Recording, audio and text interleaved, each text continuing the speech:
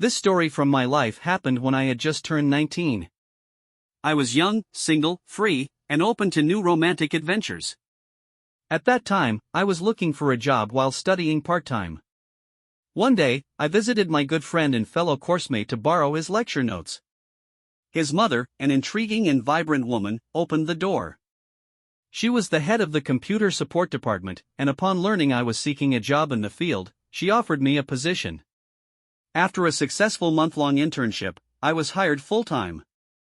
The team was very friendly and hospitable, with many women keeping the atmosphere lively. I felt like a sultan in my domain. However, my direct supervisor, a woman of strong character and immense charisma, stood out. She could rally the entire team in minutes and infuse them with positivity and unstoppable energy. I learned she was 20 years older than me, which only heightened my interest in her. I started seeing her not just as a boss but also as an attractive woman, and I sensed her interest in me as well. Continuing the story, my interactions with my supervisor went beyond the usual employee-boss relationship. I also caught flirtatious glances from other young female colleagues, but honestly, none of them intrigued me. At that time, I was inexperienced in romantic matters and had little experience with the opposite sex, especially in a professional office setting. We decided to organize a festive corporate party, decorating the office with New Year's decorations and setting a dress code of bunnies, snowmen, and snowflakes. I rented a Santa Claus costume, and our leader arrived in a snowflake costume. She looked stunning in a white, fluffy skirt and a tight corset, which accentuated her figure beautifully. Throughout the event, she often came to talk to me, and I was drawn to her, enjoying the scent of her expensive perfume. The corporate party was full of fun and games. As it's common in adult parties, the tasks assigned were quite amusing, and soon everyone was quite tipsy.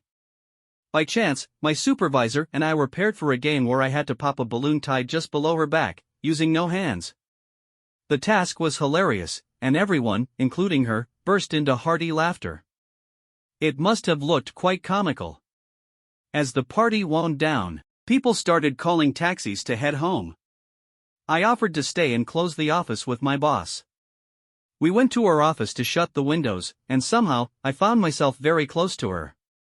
She tiptoed and was the first to kiss me. I had no right to invite myself over to her place or ask her to mine, especially since her son was a good friend of mine. Continuing the story, after the New Year's holidays, we returned to our regular work routine. My boss acted as if nothing had happened, but inside, I felt a strong desire to approach her, to kiss and embrace her. However, I maintained my professionalism, especially in front of colleagues. At the end of the workday, I stayed back to have a private conversation with her, away from everyone else. She was flirtatious, clearly wanting closer interaction with me. This time, she suggested that I visit her at her home. Without hesitation, I agreed. When I arrived at her house, I found it empty. In that moment, I felt a curiosity about her past and her family. She revealed she had been divorced for several years, had an 18-year-old daughter currently on holiday with her father, her ex-husband, and her son was out staying overnight with his girlfriend. She expressed no desire to see her ex-husband again, blaming him for leaving her for another woman, though she didn't restrict him from seeing their children. Feeling a bit awkward after this conversation, she suggested going to the park. There, we found tall swings. She excitedly jumped on one and asked me to push her. As I swung her higher and higher, she laughed and encouraged me to keep going, praising my strength. The evening turned into a playful and light-hearted adventure, contrasting the more serious tone of our earlier conversation. Late one night, we returned to her house, and that night was as passionate as the one during the corporate party.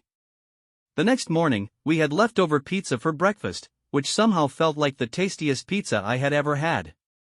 Time flew by, and we continued to meet in various places, at her home when her daughter was away, at mine when my mother was out, and sometimes in a hotel room.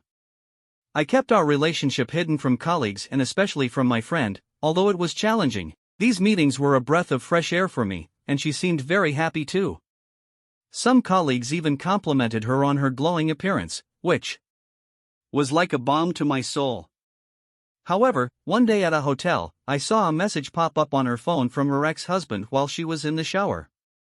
The message read, "Daughters at grandma's, come over, waiting, kiss." I was in a cold sweat, trembling, but I didn't show it. In the following days, I was restless, wondering about the message but afraid of losing what we had. I tried to convince myself that they might have a friendly relationship like my divorced parents, especially since they shared 2 children. However, I noticed she was becoming distant, and our meetings became less frequent. She started making excuses, her daughter's illness, busy with reports, trips to her parents. Our meetings dwindled from twice a week to once, and then she completely ended our relationship. I was heartbroken, as I had not only loved her but had also envisioned a future together.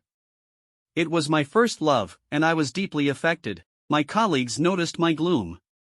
One day, I overheard a conversation in the office kitchen about her planning to return to her ex-husband.